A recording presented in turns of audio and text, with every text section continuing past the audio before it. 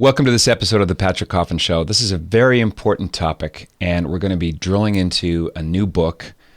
Maybe you could say booklet, but it's more substantial than a booklet. It ties together a couple of threads that you probably haven't thought about tying together. On the one hand, when you ask the question, how did we get into this Catholic Church scandal mess? What are the roots of it? How did this come about? Well, our guest today has tied together a couple of these things into one little thesis, and it has to do with the introduction of secularist, humanistic psychology on the one hand, and dissent on the moral theological front on the other. Those combine to make a twofer, 1-2 punch against actual Catholic teaching and praxis, and it's a fascinating book. It's called Confronting the Pope of Suspicion, The Key to Church Reform. Its author, John Gravino, is my guest. But before I introduce him, we're going to talk a little bit about the pontificate of Benedict XVI and the clarity that he had as a biblical theologian. And I want to invite you to come to Bavaria next year. It's May 17th through 25th. We're going to be in the Alps, so the southern, beautiful part of Germany. We're going to be in the church where little baby Joseph Ratzinger was baptized, hear his whole story, his vocation to the priesthood, his rise through the hierarchy to become Pope Benedict, now Pope Benedict Emeritus the 16th. We're going to go to the Oberammergau Passion Play. This is a live presentation of our Lord's Passion in a town called Oberammergau. It's only done once a decade. Done a lot of people's bucket lists. We're going to go into Austria and see Salzburg, where The Sound of Music was filmed, and it's going to be life-changer. So here's how to connect. patrickcoffin.media/pilgrimage. patrickcoffin.media/pilgrimage. Our spiritual director is the terrific Father Willie Raymond, Holy Cross Father, and the actor in the cause for canonization of Father Patrick Peyton, who made famous the phrase, "The family that prays together stays together." So if you want a tour of Germany, go with someone else. This is a pilgrimage of faith. Daily Mass, regular confessions, talks along the way with terrific guides. patrickcoffin.media/pilgrimage.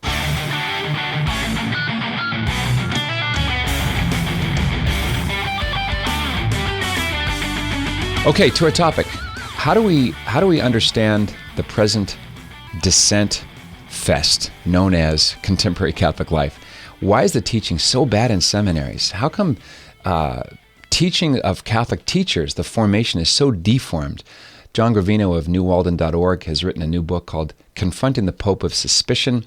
He's also written on atheism. You can find his book, The Immoral Landscape of the New Atheism, at newwalden.org. John Gravino, thanks for coming on. Hey, Patrick. Thanks for having me. I want to do a shout out to John Zmirak, who first introduced me to this, and he said this is a must-read. He's exactly right. I was surprised at how much information you pack into this one book, which you've called a tract, but it's a lot. Tract suggests maybe a trifold, right? Yeah. John, how did you begin to develop this thesis of the unholy wedding, if you will, of secularist psychology, typified by people like Carl Rogers? Yeah. I'm okay, you're okay, totally neutral, just let the client unspool and he'll find his own answers on the one hand. And then people like Father Bernard Herring, the Redemptorist dissenter, who loomed large in my formation. A lot of people have no idea who either of these men are, but we'll get into that. How did you tie these two streams together and kind of turn the key and unlock a lot of answers for people who are asking the question, how do we get here? It actually started with a question. And it was a question that I really didn't start answering until after I had written my first book. My first book also dealt with the pre-scandal. And I've always, the larger thesis that I've always completely believed in, and subsequent research has only confirmed this, but I've always blamed the sexual revolution, basically.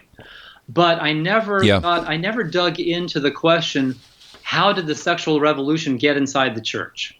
I just always assumed that the sexual revolution was ubiquitous, and so you just couldn't escape it.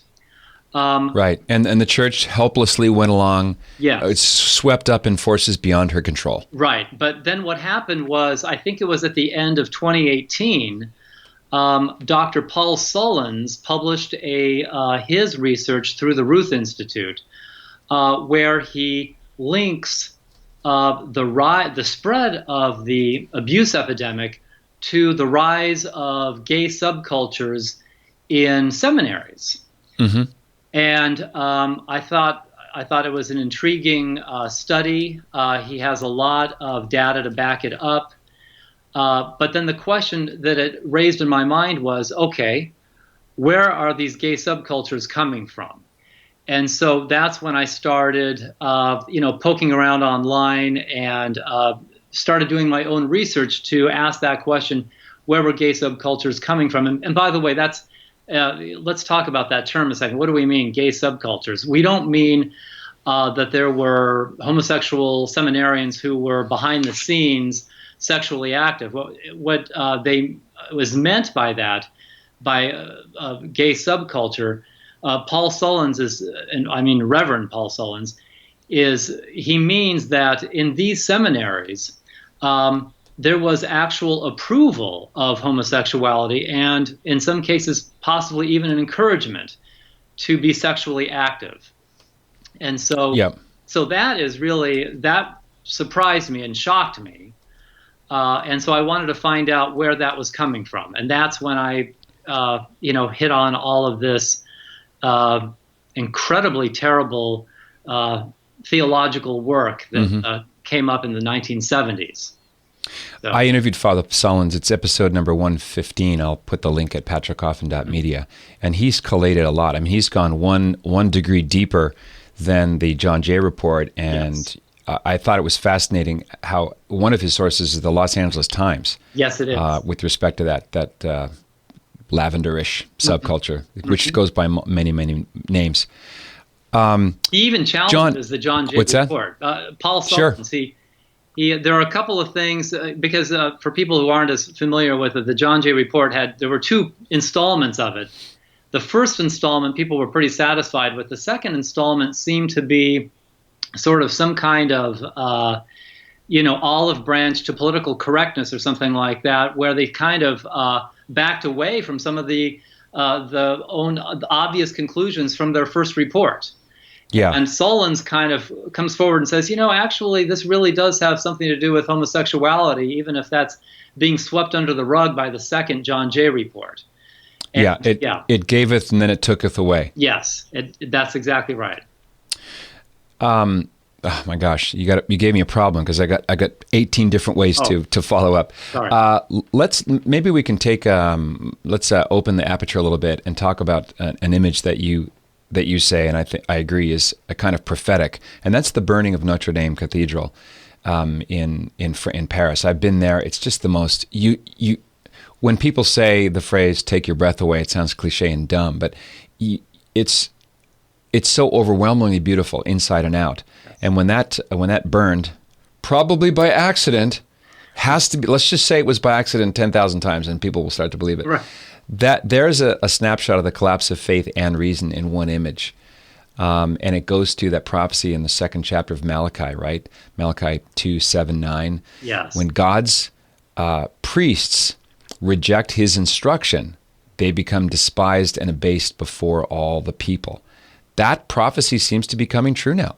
Oh, I see the priest scandal as really being almost just a too perfect fulfillment of exactly what Malachi says in chapter 2.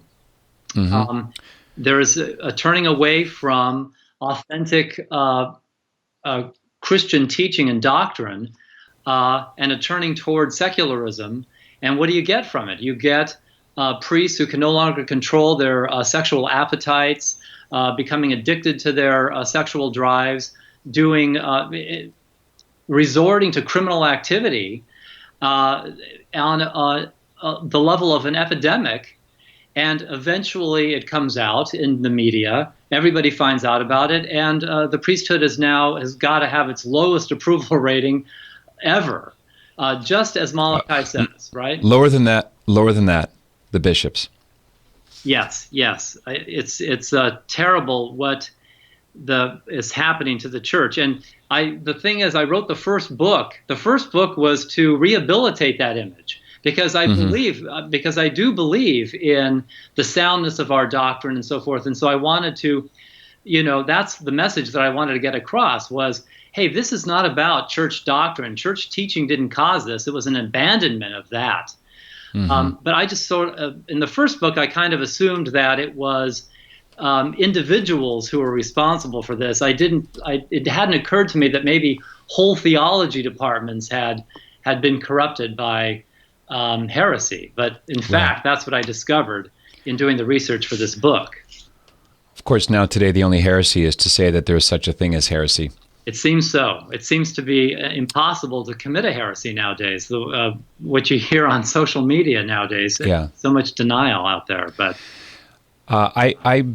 when I was coming back to the church after having my faith dismantled after 4 years of pretty hard left theology, Bernard Herring's books were front and center. Charles Curran, Richard McCormick, S.J. Did you go to Did you study at a Catholic college? I did, but by the time I got there in the 80s, it had already jettisoned its moorings from the teaching magisterium. Many of my professors were ex-priests, ex-nuns, that kind of thing. Mary Daly gave us a lecture from Boston College. Okay. It was a strange, I've never heard so many four-letter words uttered by a woman in my life. Really? That was very bizarre. Yeah. But Father Herring belongs to that Boomer era dissent that came into their own in the mid 60s.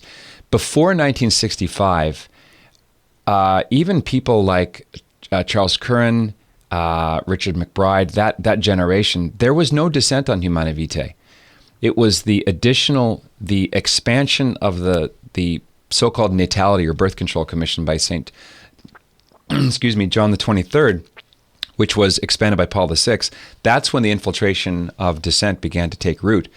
And then, of course, by the time 67, 68 rolls around, steam had already been built up to reject whatever Paul VI was going to write. And, of course, that's what happened. But I remember Father Herring wrote two books that I remember studying. One was called the law, something like The Law and Christ, Christ and the Law, something like that. And then he came out with a revised version of it called Free and Faithful in Christ, which was a very subtle turning of the rudder toward dissent. And the takeaway for me was Catholic teaching is not objectively true in any, how can I put it? There are no norms that are exceptionless. That's but correct. Human nature is fluid. And this is where you see the holding of hands between people like dissenting Catholic scholars and people like Carl Rogers and William Coulson in their well-funded efforts in the 60s to test out, and they tested it out, I think, first and infamously on the Immaculate Heart of Mary nuns in Los Angeles. That's right. So who is Carl Rogers, and how did this unholy marriage develop? Yeah, Carl Rogers was a very well-known psychologist whose work I think really gets going in the 1950s. And he and Abraham Maslow are pretty much, and a number of others, start a new movement in psychology that goes by a number of names. It's called humanistic psychology. It's also called the human potential movement. And the idea is, before this movement, psychology is really focused on people who are suffering from some form of mental illness or a neurosis. But the idea that these humanistic psychologists have is that everybody is suffering from challenges everybody needs to fulfill their potential, and everybody has a challenge in that regard. And so everybody needs help. And so what Carl Rogers does in the 60s is, and he gets a federal grant to do this, by the way, is he comes up with this idea for an encounter group. And what happens in encounter groups is these are not for people who are neurotic or mentally ill, but for just everyday, normal, regular people to get together in groups and to share their feelings. And the idea is you need to get in touch with your feelings so that you can, first of all, discover what those feelings are and express them. And then that way you can be liberated to live according to those things, because that's the key to the development of your potential. And I'm gathering from what I read from doing this research and from the interviews I saw of William Coulson, who we'll get to, I'm sure, very shortly, that basically there was this suspicion about the Catholic Church and about the whole theology of the seven deadly sins. Basically, the reason why everybody needed group therapy was because all of us had been infected, in their opinion, we'd all been infected by Christian morality. So we were all kind of hung up with needless guilt about. I was going to say that hang up is the kind of the phrase du jour. That's right. I'm trying to kind of, I'm going back into my brain to fish out that 60s and 70s terminology, but that's it. We're repressed and we've got these hang-ups and so forth and needless guilt. And so the idea is to liberate everybody's got this problem because everybody was basically, if you think about it, in the 50s and so forth, everybody was raised with a Christian mindset. And so this was, in their opinion, responsible for all of the needless guilt that we needed to shed in order to be liberated and to develop our potential. And this movement took off in California. This is the famous or infamous Esalen Institute in Big Sur, California, which I believe still exists. Was really a mecca for this kind of thinking. And you brought up the Immaculate Heart of Mary nuns. Well, what Carl Rogers did was his idea was, hey, let's take this encounter group and let's try it out on these Catholic nuns.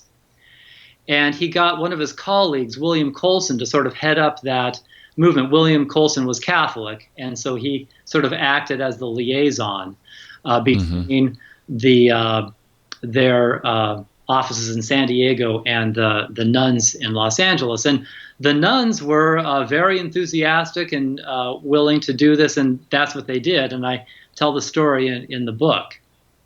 Yeah, and we might add, Dr. Coulson died last year, and he repented of this disaster.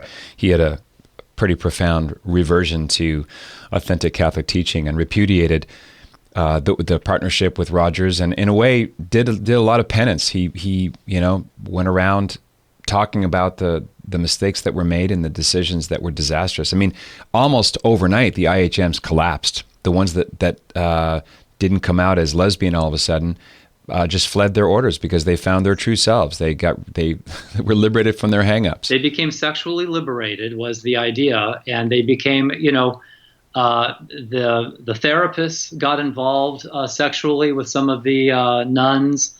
There was it wasn't just homosexual activity. It was basically a sexual revolution is what happened. They got in touch with their sexual feelings and they acted on them is what happened.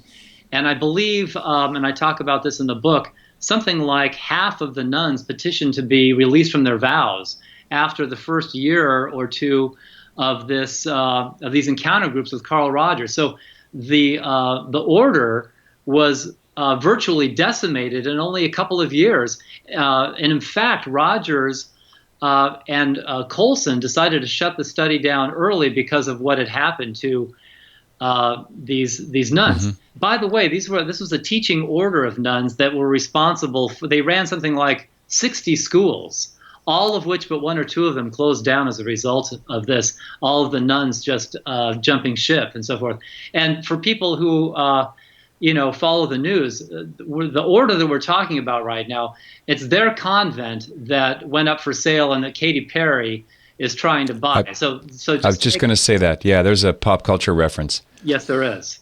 Yeah, and I think those nuns are the ones that stayed. Obviously, they kind of hop, skipped, and jumped. They were probably on the younger edge of the community in the '60s.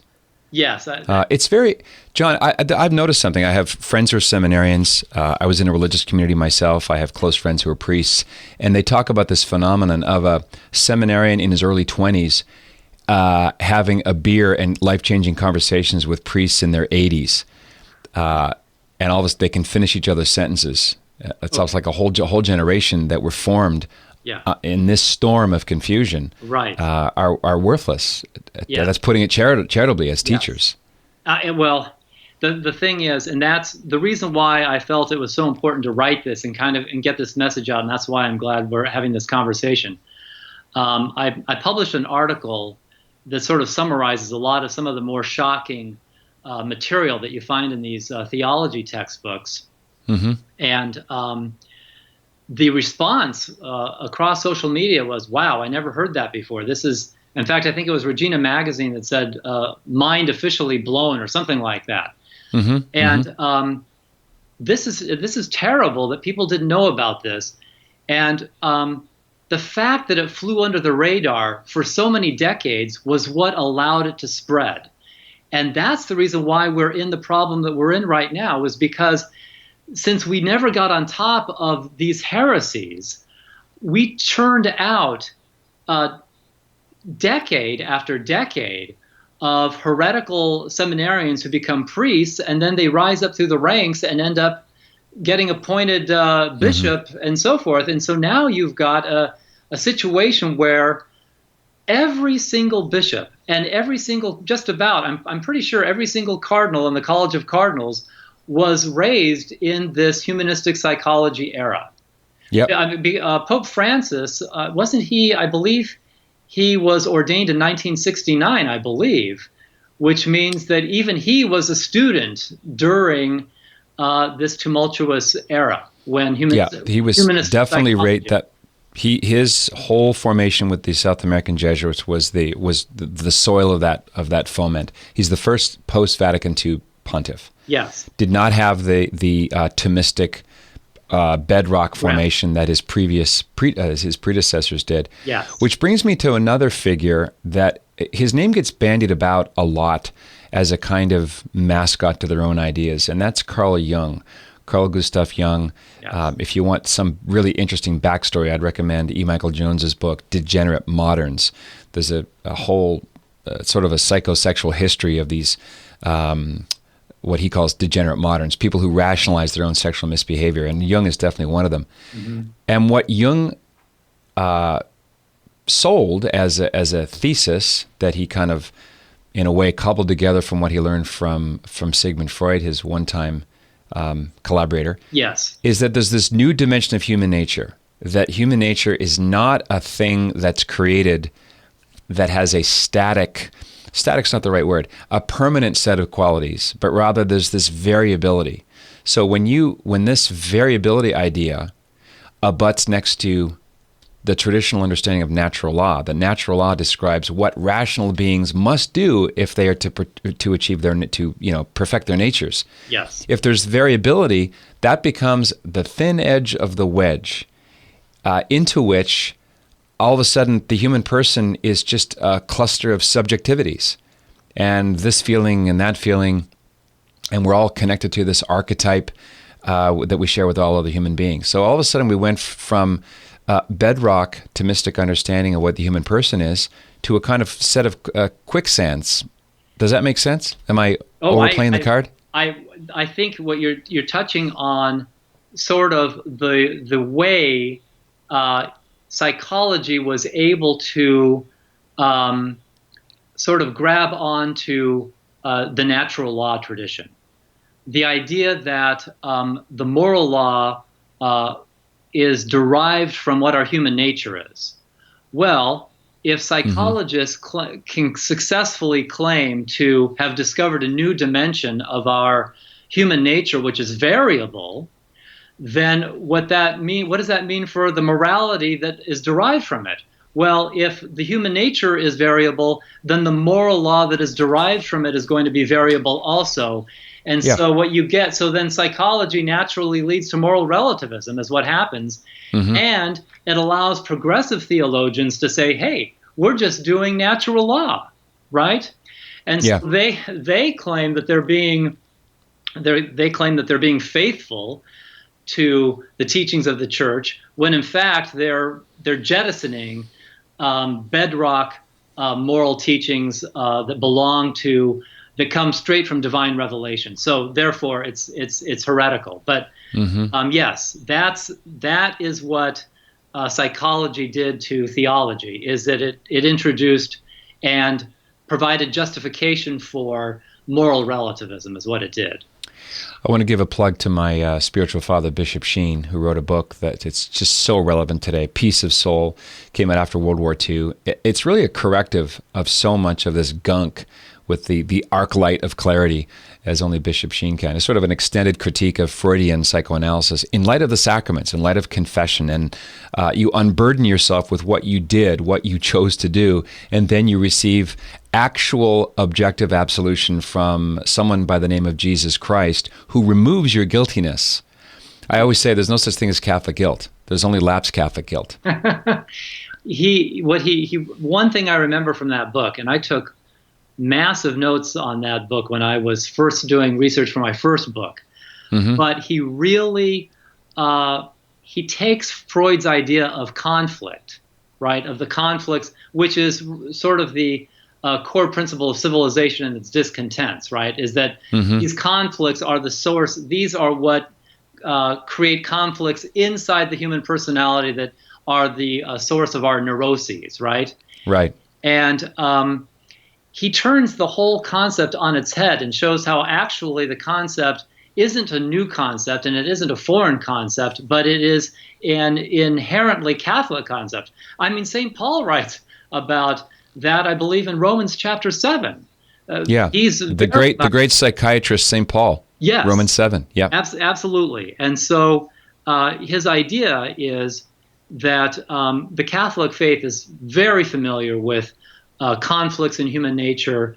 And as a matter of fact, we are the ones that know how to cope with conflict, not modern day psychology. And that premise actually is being verified today with the new advances being made in neuroscience and so forth, which, we can talk about some other time. It's probably a little bit beyond the scope of Then you have the figure of John Paul II, who even in the 50s was kind of concocting this approach to love, sex, and marriage that we now call theology of the body. Yeah. It's like the Holy Father, even before he was elected Pope, was foreseeing the trajectory of where this humanistic, godless psychological premise, how it was going to impact moral theology. And then he wrote, as Pope, Veritatis Splendor. Yes.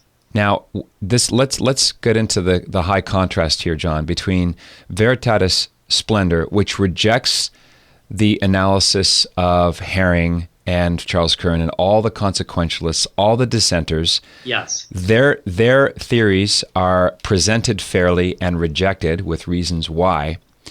There are absolute moral norms. They're in the Bible. They're in classic moral philosophy. They're intrinsic evils, in other words.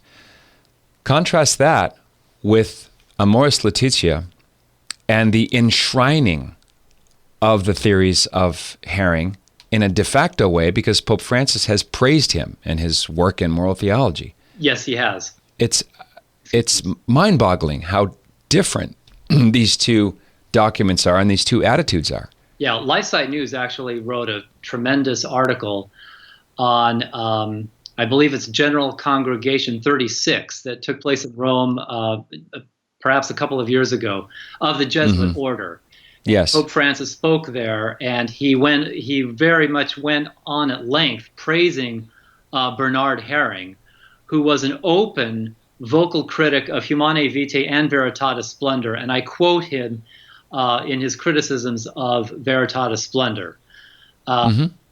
But Pope Francis praises this man and says that every seminary needs to be based on grounded in Bernard Herring's thinking, which is basically a situational ethics that doesn't allow for any absolute moral norms, because we have to accommodate everybody's unique individuality that we've discovered from psychology. That sounds like another way of saying chapter 8 with footnotes from Amoris Laetitia. That we can't even get clarity as to whether or not absolute moral norms are rejected in that document, because the dubia questions remain unanswered. Yes. Now, the dubia questions remain unanswered. However, in my book, Confronting the Pope of Suspicion, I actually make the argument that really we already know the answers to the questions. I actually believe, if you look at paragraph 304 of Amoris Laetitia, that Pope Francis crosses the line. I think I wrote it down somewhere. I've got it. I think I have it in my notes here somewhere, what he actually says. But there's no, I mean, I've heard defenders of Pope Francis say, well, you've got to read him with a hermeneutic of continuity or something like that. But I'm telling you, there's no other reading of this. Here, I've got it. I've got it right here. And this is a quote, and I've just left out a little parenthetical phrase. But basically, this is what paragraph 304 says.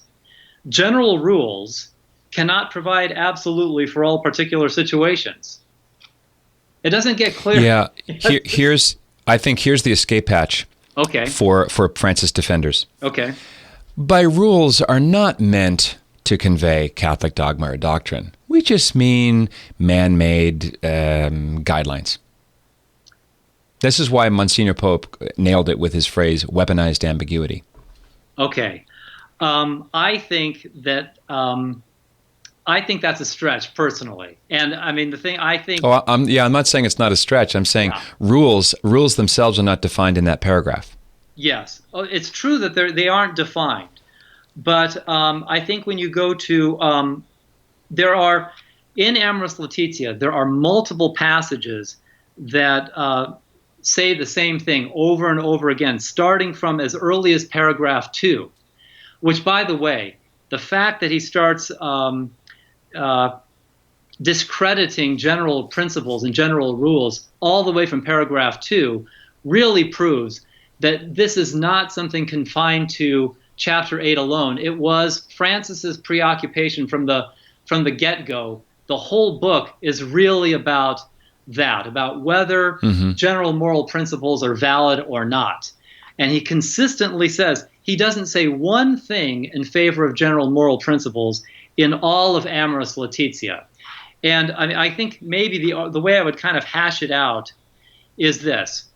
What Amoris Laetitia is really about is about conscience formation regarding sexual morality. And I get that basically from paragraph 303, where he says, recognizing the influence of such concrete factors, we can add that individual conscience needs to be better incorporated into the Church's praxis in certain situations which do not objectively embody our understanding of marriage. And so he's talking about basically sexual relationships outside of marriage, and he's saying individual conscience needs to be better incorporated. Okay, fine. But I think one thing that a faithful Catholic would agree to is that essential to that conscience formation has got to be the teaching that sexual sin leads to hell. Okay? Sexual sin leads to hell. And furthermore, we know what sexual sins are for all people because they're the same for all people. St. Paul tells us that in 1 Corinthians chapter 6, verses 9 through 10. John Paul reminds us of that in Veritatis Splendor 81. The sexual sins are adultery, fornication, homosexuality, and it goes on from there. But those are specifically named. So what I'm saying is that if Amoris Laetitia wants to talk about what we need for conscience formation, the fact that he left this out, the fact that he left out any reference to the fact that you could go to hell for committing sexual sin, and by the way, sexual sins are the same for everybody, the things that I just mentioned, that is a gross oversight. Okay. Could you say the corollary to that? I do not disagree with anything you just said. Okay. The corollary might be that the embrace of chastity in the teachings of Jesus Christ for 2,000 years through his church, those teachings lead to happiness and sanity and sanctity. They're good for you. It's the antidote. It's the medicine. Because because when I hear the Pope talking about the doctors of the law and rigid people obsessed with, the Pharisees, I feel like he's talking to me, like I'm the target here. Well, I think he is talking to you. I think he's talking to anyone who upholds these rules. Now, in other words, I'm getting to the Monsignor Pope apology that you just offered. What I'm saying is, if that is true, then Pope Francis would have needed to make that distinction and would have had to defend the legitimate form of that if he really wants to talk about adequate conscience formation. In other words, essential to conscience formation with regard to sexual immorality is the awareness that you can go to hell for committing sexual sin. And furthermore, adultery, fornication, and homosexuality are gravely immoral for all people in all situations and circumstances. That teaching is completely left out of Amoris Laetitia. There is nowhere in which it's stated. Gross oversight for a book that wants to be about conscience formation in sexual morality. But it's worse than that. Not only is it left out, it seems to me with all of the references to general rules in paragraph 2, and paragraph 300, and paragraph 304, and paragraph 305, all of those places in the book, from the very beginning of the book to the end of chapter 8 at least, in all of those places you find him saying, I'm sorry, their general rules are not valid in all situations and circumstances. That's a flat contradiction of the Bible and of the sacred tradition, per John Paul II in Veritatis Splendor 81, where he cites St. Paul in Corinthians, he cites St. Augustine and Thomas Aquinas, all upholding the teaching of on sexual immorality, on intrinsic evils, and so forth. So, and another unrung bell is that conscience must be properly formed on the truth. Otherwise, you're navel gazing. You're rationalizing your own misbehavior. You have no standard against which to gauge your fidelity or infidelity, your growth in virtue or your descent into vice. It's impossible. It's just a relativistic swamp. Go ahead. Go ahead, Patrick. I was just going to say, just harking back a little bit to the Father Paul Solon's study and my interview with him. One thing I didn't bring up with him, and I'd love someone, maybe you can address this. Rather than just say 81% of the victims were teen boys, which means it's not a pedophile problem per se, why don't we go more granular and say which dioceses had the much higher proportion of predator behavior, and who were the rectors of the seminaries during those years, and here's the key, what textbooks were these guys reading? That has to happen. Yeah. I agree with you, that has to happen. And I believe I think you told me you interviewed Leon Podles. Is that? Yes, I did. Yes. Yeah, good man. No one believed his book, Sacrilege, Yeah. Sexual Abuse in the Catholic Church. Yeah. He sent it to every sitting bishop, sound of crickets. No one even acknowledged, thank you, got your book. Every page is vindicated. He gets pretty granular himself. I mean, he talks about, I remember one part, and I believe I mentioned this in my book, he talks about Rudy Cause, who was a priest educated, I believe, in a Texas seminary somewhere. And he ended up in Dallas. Dallas, right? Okay. And so he says that one of the books that they used was Andre Guindon's The Sexual Language, which I talk about in my book. It's a book that says, according to scientific research, it says, supposedly, pedophilia has found to not be harmful to children. So this is the book that Rudy Cause is studying out of.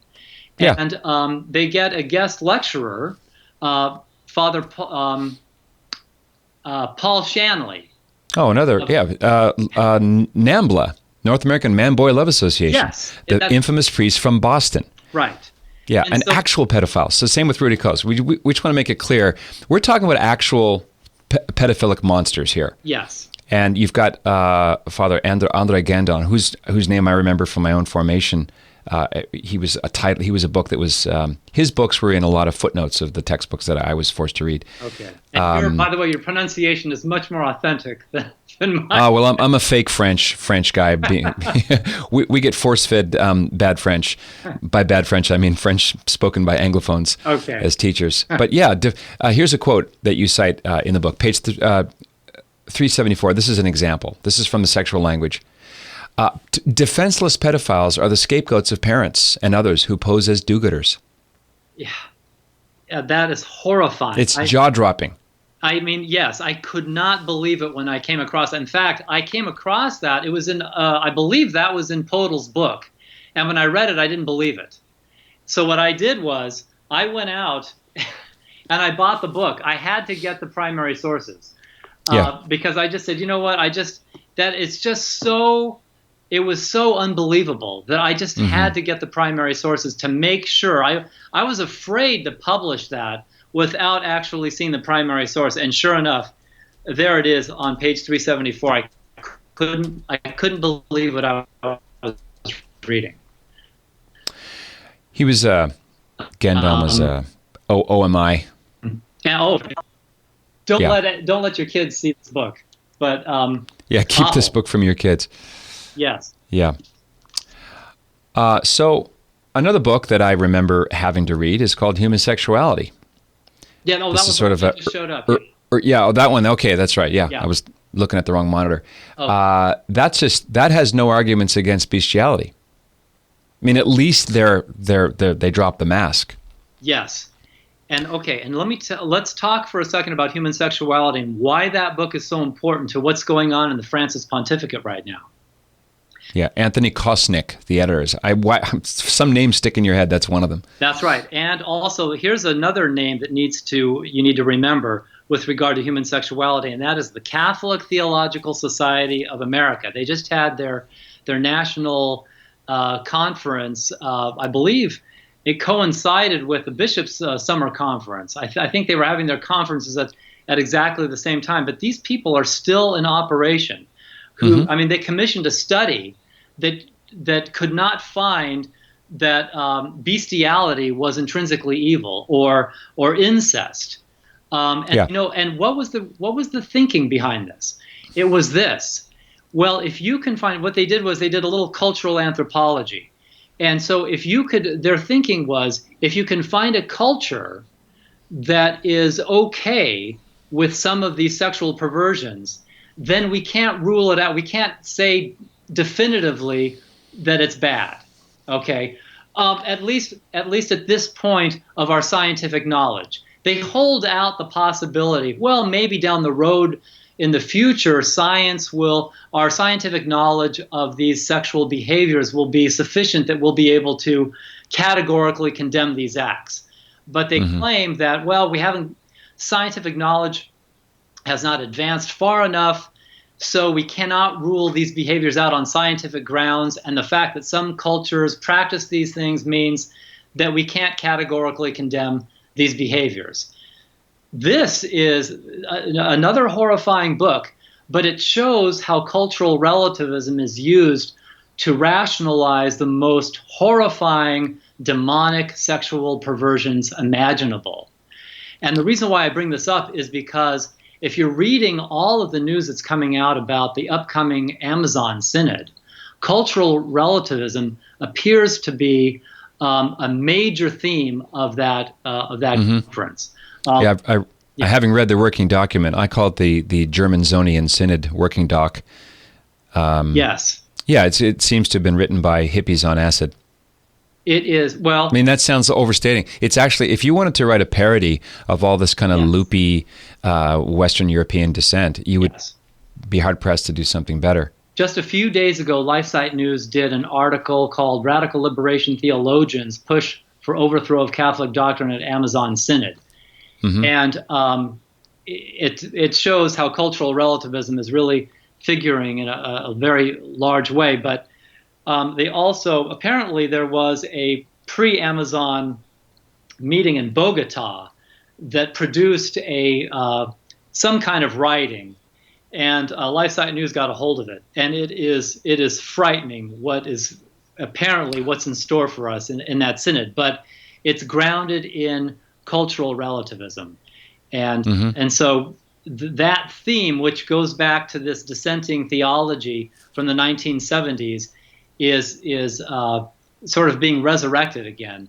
And in fact, there's a very high-placed German prelate who said exactly that basically the Amazon Synod is about, what was the phrase? Something like dusting off old folders, getting out our old folders of 70s dissenting theology and dusting them off. Yeah.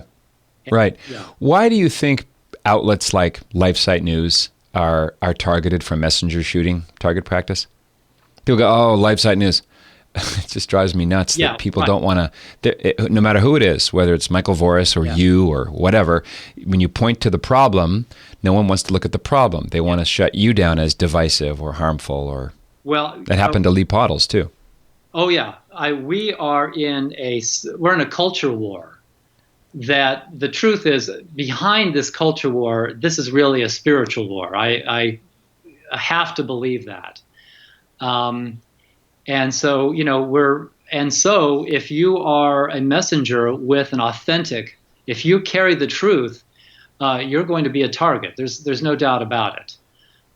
There's a lot of lies being told right now, and so I think people who are telling the truth out there, like LifeSite News and so many other places, they don't waste their time with me because I'm small potatoes. But LifeSite News has a large following, Church Militant has a large following, and so they become targeted by people who have different agendas, and agendas that are irreconcilable with the truth that comes from the Catholic Church.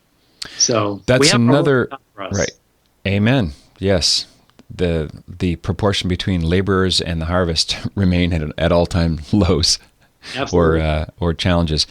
The idea of the church as the faith that Jesus Christ founded as the normative way of salvation, uniquely and fully true, that is now seen as a relic of a traditionalist era of intolerance. Yes. You take that out though, and the whole religion collapses like a giant game of Jenga. Yeah. It's right. like Flannery O'Connor on the Eucharist. Well, if it's just a symbol, to hell with it, she said famously. Yes, that's right. She at some sort of very formal tea party or something like that. She shocked everybody with her colorful language, I think. Mm-hmm. But the thing is, the modernists are wrong. Okay, and it's becoming clearer and clearer that they are absolutely wrong. It might have been the case that 50 years ago, 60 or 70 years ago, when Freud was lobbing these bombs at the Catholic Church, that people were caught off guard and unprepared for these attacks. Okay, I can buy that.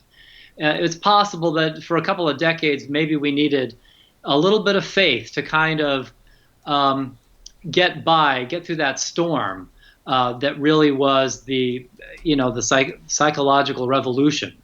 But they did raise some interesting and compelling questions about whether the scientific study of human nature might ever pose a problem for Catholic theology. And the truth is that has always been a potential danger. But what John Paul II says in Theology of the Body, he expresses his faith that science is not going to discredit. If you really are a believer and you believe that some of the claims made in the Gospels are in fact empirically verifiable, and I would refer you to Galatians chapter 5. Galatians chapter 5 is, a clinical description of what the spiritual life should look like, and it is completely subject to empirical verification. So yeah, potentially Galatians 5 could have been soundly refuted by modern psychological research. But in fact, what John Paul II does is he expresses his faith. That's not going to happen, okay? In fact, the opposite is going to happen. Yeah, because it can't happen, right? That's right. Well, right, because if this is the Word of God, God understands human nature better than we do, and certainly better than Sigmund Freud does. And so that means that Galatians 5 is not going to be refuted, it's going to be vindicated. And the message of my first book, let me just finish making this point. The message of my first book was, that's already happening right now.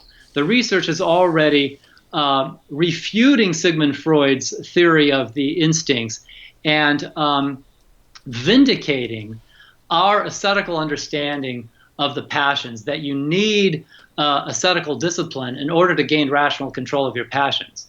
And so, in fact, John Paul's prediction is spot on.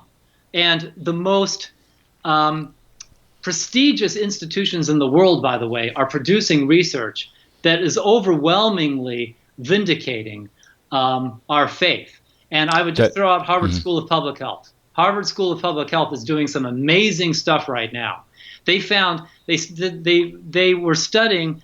Apparently, there was this long-term study of nurses, thousands and thousands of nurses. They found that the nurses with the lowest suicide rate over decades were Catholic nurses who attended Mass more than once per week. Yeah. I was at a lecture where the lead researcher from Harvard was talking about what the implications of the research was, and he said flat out, he said, I'll tell you what the implications of the research is.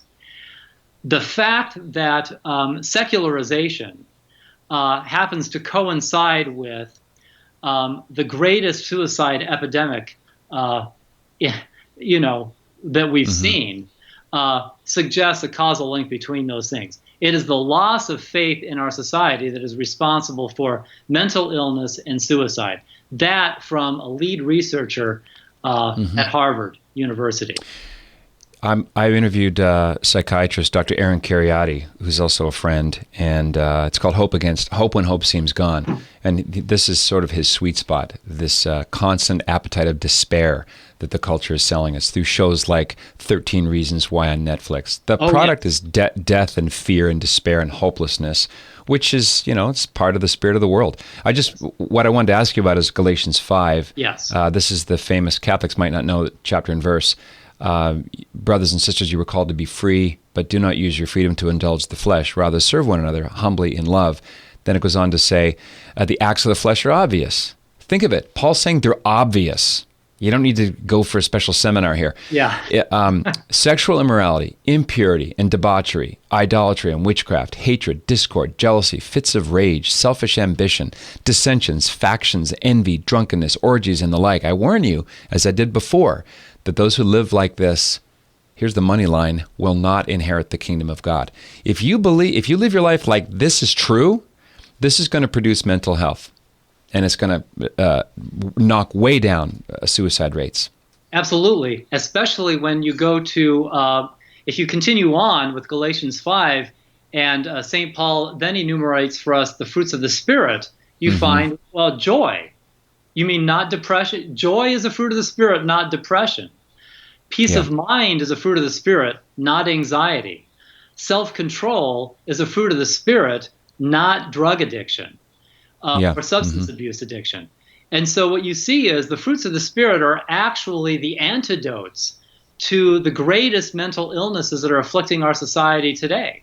And so why are these things exploding at epidemic levels? Because we've given up on the spiritual life. We've given up on orthodox spirituality to chase after our passions and desires, which St. Paul said, no, that's what's going to produce that's what's going to harm and deplete us of the fruits of the Spirit. So, and he ends that chapter ascetically. What does he say? He says, the one that belongs to Christ has crucified the flesh with its passions and desires, exhorting us to get control of our passions and desires through ascetical practice, and thereby cultivate these fruits of the Spirit, which, by the way, happen to be the major categories of mental health. So we're actually seeing right now that here's the great irony. The great irony is that today psychology is becoming the ally, the unwitting ally of Orthodox Christianity. They don't know it yet. They don't realize it yet, but they're actually proving what our faith actually teaches. Yeah, a few more dots to be connected, and that would be something even greater admission.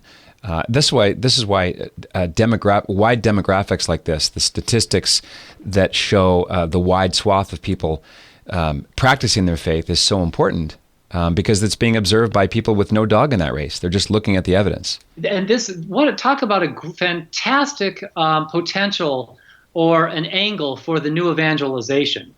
Is to talk about all of this research and say, hey, let's talk about the science. Is the science really refuting the Catholic faith, or is it in fact vindicating it? And not only is it vindicating our faith, but it's doing it in a way that can help so many people who are suffering right now, who are contemplating horrible and entertaining terribly dark thoughts about ending their lives and so forth.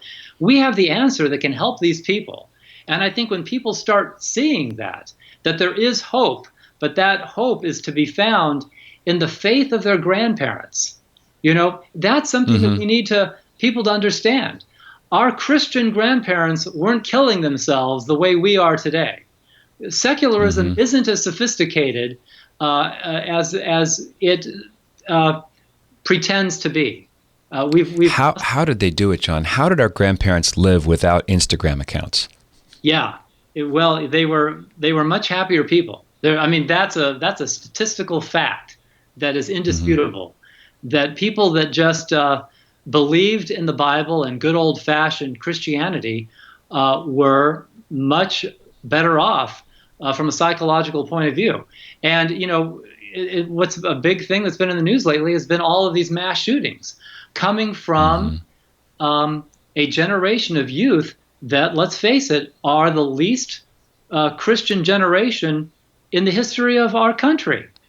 It's not, it's not a coincidence, I would argue, that we're seeing so much incredible violence and self-destructive behavior coming from the same generation that was never raised in Christian faith at all. That's a sad and true metric. Yes. Okay. I want to do another callback to, I'm not going to waste time looking for it, but I'll put it in the show links at patrickcoffin.media. I interviewed Dr. Nicholas Kardaras on his book, Glow Kids, which is, to my mind, the only psychological study of how the generation that are constantly looking down at a glass screen device that glows, hence Glow Kids. Okay. It's a generation of zombies. And he did a study of school shooters from Columbine onward. And all of them have several things in common. One of them is an addiction to video games. And we're not just talking pornographic, although that's also correlated as a causal factor. Yeah. But they're called first-person perspective shooter video games, where you're the shooter. Oh, wow, yeah. And now with 4D technology, we're talking hours and hours of immersion in these video games, which are hyper-real. Yeah. And Dr. Kardaras has said he's had patients in his office who are having breaks with reality. They think they're in the game.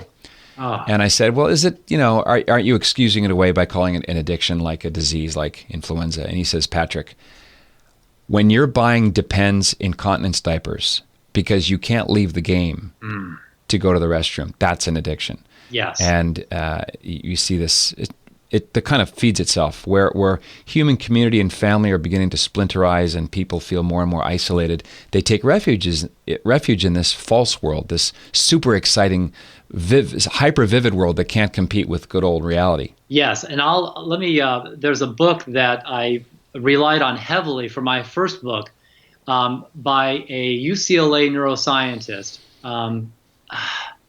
What's his name? Well, the name of his book is American Mania. And I can't recommend that book enough.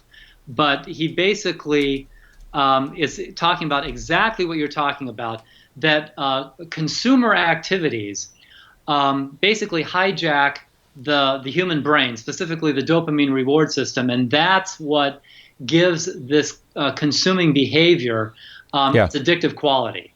And so it governs everything from shopping to video games, to sex, to alcohol. All of these things feed the dopamine reward system, and that's what makes these things addicting. And that's the reason why a Christian asceticism makes sense. Our brains work well with Christian asceticism. They were not made for endless consumerism. Dr. Peter Wybrow.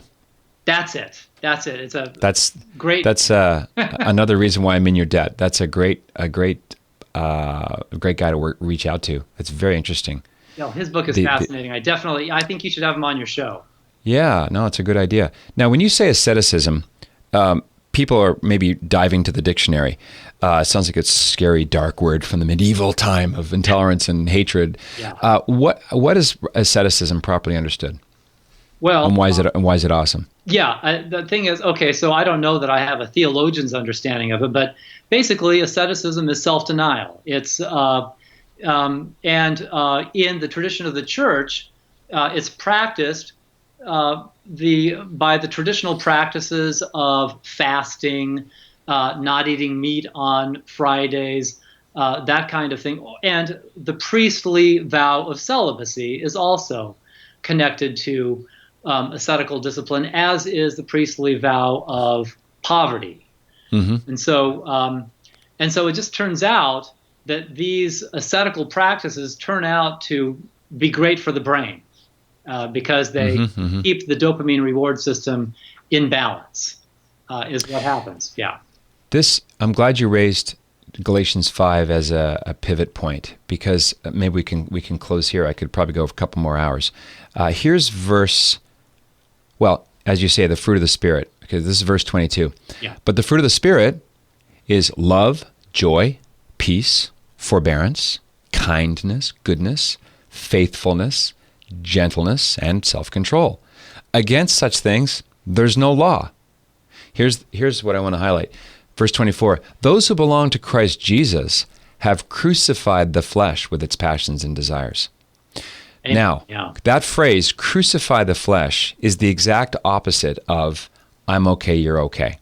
Absolutely. Rogerian, non-directive, go with it. Joseph Campbell put it this way, follow your bliss. Yeah, that's what pedophiles do. Exactly.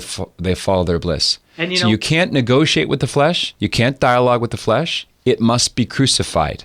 And that's the only avenue through the resurrection and the healing of human nature. I know this as a revert, Before Adam and Eve, it's a different story before Adam and Eve. But after the fall, our human nature is not a reliable guide because we are disordered. And so when you feed that natural human nature, it's going to, and here's another reference to Scripture, it's going to bear bad fruit. And so bad trees bear bad fruit.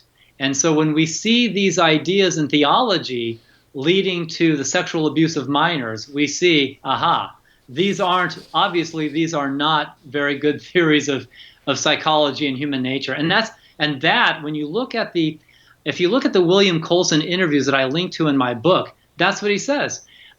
When they started out their studies, Carl Rogers and William Coulson, didn't believe in original sin. They rejected the idea of a fallen human nature, but William Coulson says at the end, they believed, or at least Coulson believed in original sin after seeing what happened with their studies.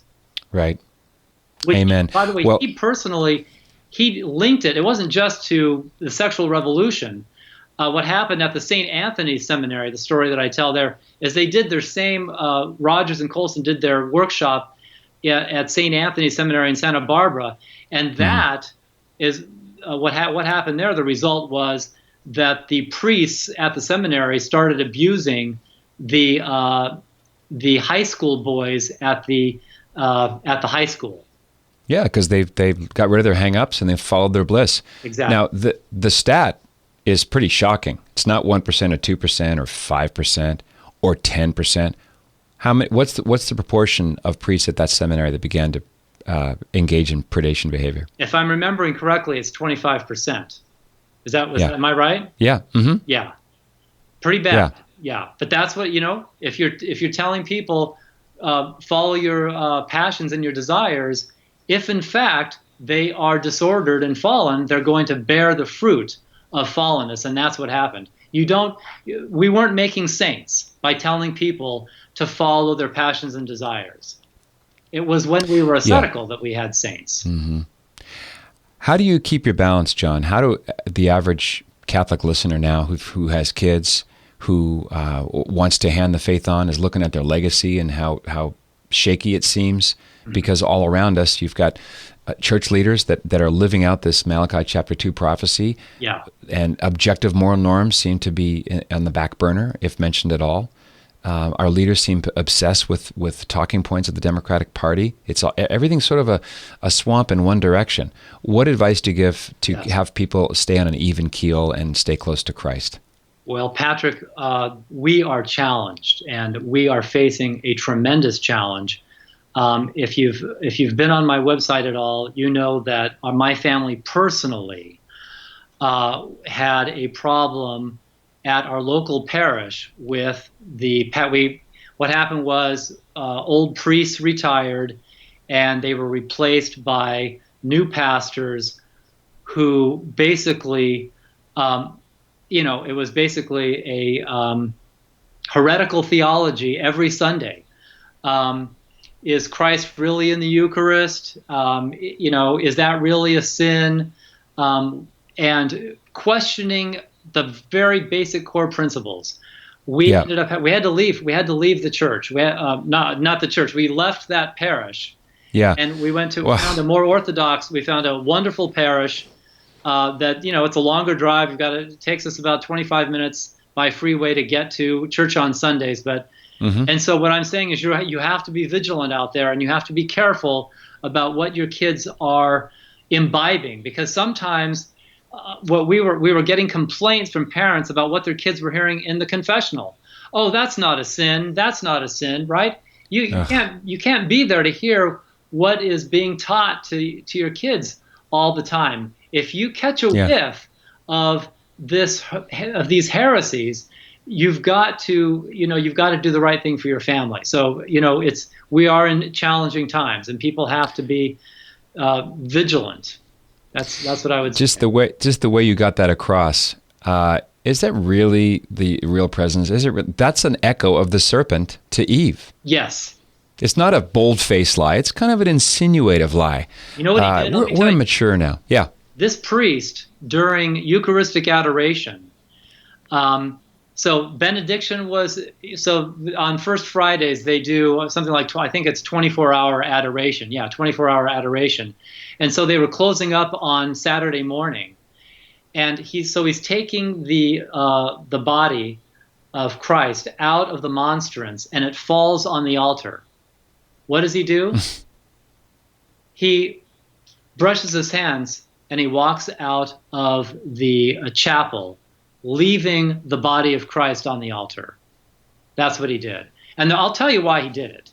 He did it because he knew who his audience was. Who gets up early? Who's going to get up early on a Saturday morning for Eucharistic adoration and benediction? Someone who believes it's Christ. The true believers, right?